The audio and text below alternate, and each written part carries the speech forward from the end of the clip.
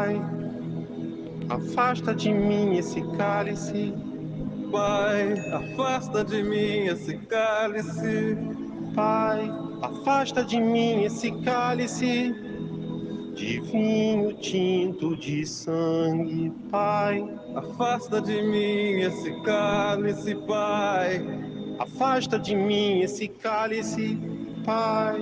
Afasta de mim esse cálice de vinho tinto de sangue. Caríssimos e caríssimas, obrigado pela sua presença, pela sua paciência, pela sua audiência. Eu sou Daniel Nonato. Lembrando aí, ouvindo aí, Cálice, né, Chico Buarque. A gente, quando escuta essa canção, vai remeter a um período na história do Brasil onde a livre manifestação era algo proibido. E no dia 7 de setembro nós tivemos um grupo de pessoas que estiveram lá na Paulista, gritando contra o Supremo Tribunal Federal, fazendo discursos, inclusive parlamentares da República Brasileira, um governador de estado. E não saiu ninguém preso de lá, não teve a polícia militar jogando gás na cara, não teve borrachada no lombo de quem estava na multidão, mas alguns dizem que nós vivemos uma ditadura. É porque agora bloqueou a rede social, não porque agora não pode mais fraudar urnas através do voto assim. Deve ser isso, né? Gente, essas pessoas que falam da ditadura são as mesmas que pediam que a ditadura viesse a acontecer no Brasil há 2 anos atrás. Agora, de acordo com a vontade deles, a ditadura só é boa quando é de acordo com eles ou sendo feita por eles. Quando eu vi um ex-presidente dizer que nunca proibiu o trabalho da imprensa, ele esqueceu das vezes em que ele mandou repórter calar a boca. Esqueceu das vezes onde ele perguntava qual era o veículo de imprensa do profissional e dizia, não, você não responde. Então, se isso não é ditadura, isso é ser seletivo.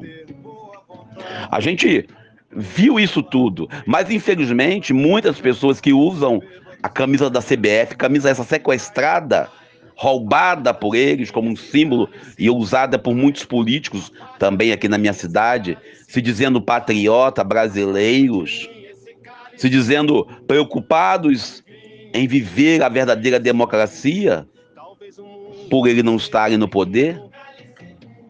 A gente vive isso hoje, e vive isso hoje inerte.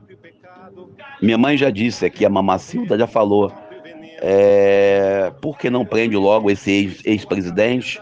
Que não prende logo esse embusteiro?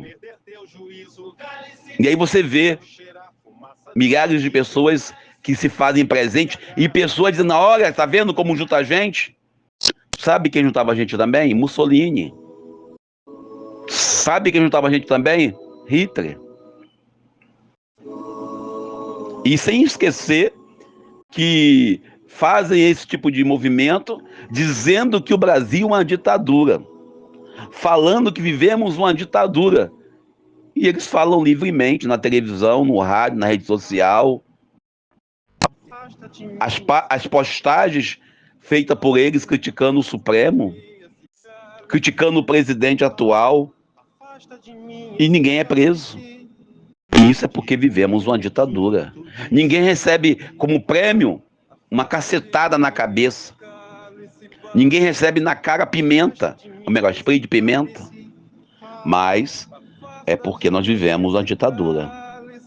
Então, eu acredito e eu defendo a liberdade de expressão, seja sua ou minha, seja até a sua discorda da minha opinião. Mas insinuar que vivemos uma ditadura, no mínimo, é loucura. No mínimo, é desvio de caráter para justificar a covardia daquele que se diz defensor da democracia. Mas vamos nós para o Evangelho do dia. O Evangelho de hoje, Lucas capítulo 6, versículos 6 ao 11. Continuamos, né, no dia de sábado. Continuamos no dia de sábado. Novamente, Jesus no sábado. É no sábado que acontece tudo aqui, né? Parece. Do capítulo 4 até o capítulo 6. Tirando uma exceção da pesca milagrosa. Nós temos aí Jesus indo para a sinagoga. E novamente, ele já está aí magoando, né? Os judeus, né? Os fariseus daquele contexto. E nesse sentido, ele, Jesus de Nazaré, ele sabe que a coisa tá feia pro lado dele. Não porque ele era uma pessoa ruim. Às vezes nós temos a mania de criticar, de falar mal, de atacar, de apresentar críticas àqueles que pensam diferente na comunidade, e as pessoas tratam com rigidez, com falta de respeito. E Jesus aqui, novamente, ele está lá para ser colocado à prova. E novamente ele responde à altura aquilo que eles esperam que seja respondido. Eles queriam, porque queriam que Jesus tocasse naquele homem da mão seca, porque somente em tocar naquele homem já seria impuro. Jesus não tocou. Ontem nós temos o evangelho de ontem, que nós lemos, o evangelho de Marcos, no seu capítulo 7, versículos 31 ao 37, Jesus, que é o evangelho de Marcos nós lemos aos domingos. Jesus ontem, ele toca naquele homem e o homem volta a ouvir, volta a falar. Hoje, eles esperam que Jesus toque também neste homem. Por quê? Se ele tocar, ele está lascado. Jesus não toca dessa vez. Mas ele faz uma coisa que nós devemos fazer. Ele traz aquele homem para o meio. Ele não deixa esse homem excluído. Levanta-te e vem para o meio. Não fique à parte. A gente, quando fala da doença, e aí a doença não importa qual seja ela a doença física ou a doença da mente, a psique, lembrando que estamos vivendo o Setembro Amarelo, então é um momento de combatermos a depressão, o mal do suicídio. E a gente olha com todo o respeito para esse caso e fala: Jesus traz para o meio. Inclui, traz para o meio e diz: estique a tua mão. E a cura desse homem vai gerar para Jesus uma outra acusação. E essa acusação que Jesus sofre não é porque ele fez o mal, mas porque fez o bem.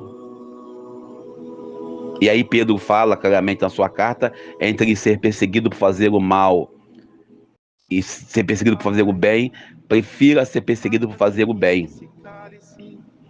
E nesse sentido, o evangelho de hoje traz para nós, com todo o respeito, aqueles que são legalistas, hipócritas, que ficam procurando se está no estatuto, se está no regimento, se está na Bíblia, se está no direito canônico, se está no catecismo. Ele traz para nós uma novidade. Nenhuma lei pode ser maior do que a vida. Eu dizia outro dia para um jovem falando sobre a importância, e eu falo a importância de nós, eu falo eu e você, nós cristãos da Igreja Católica, nós cristãos da Igreja Evangélica, aplicarmos a lei não com sentido apenas frio e radical, mas no sentido de gerar a vida, e a vida plena, a vida digna para o próximo. Por isso, quando alguém fala do voto obrigatório, eu não quero votar, que o voto é obrigatório. O voto obrigatório é uma aplicação para que a lei gere a vida, para que te envolva, mesmo você não querendo. Para que você diga: eu não concordo com nenhum nem outro. Para que você fale: eu concordo com fulano, por isso eu elejo fulano. Isso é a lei para gerar vida. Porque não te dói tanto você sair da sua casa no dia da eleição, às vezes encarar uma fila ou não, e votar consciente naquele que melhor te representa. Por isso o evangelho de hoje, quando manda vir para o meio, é isso, é ir para o meio, é ir lá. Eu faço campanha para candidatos a vereadores, faço campanha para candidato a prefeito e critico outros, né, até aqui inclusive, mas o que me faz ter consciência que minha participação política é superar essa mão seca, pois a mão é gesto de agir. E eu paro por aqui, agradeço a você pela sua presença, pela sua paciência, peço o seu like, deixe o seu comentário e nos ajude a continuar produzindo. Eu sou Daniel Nonato.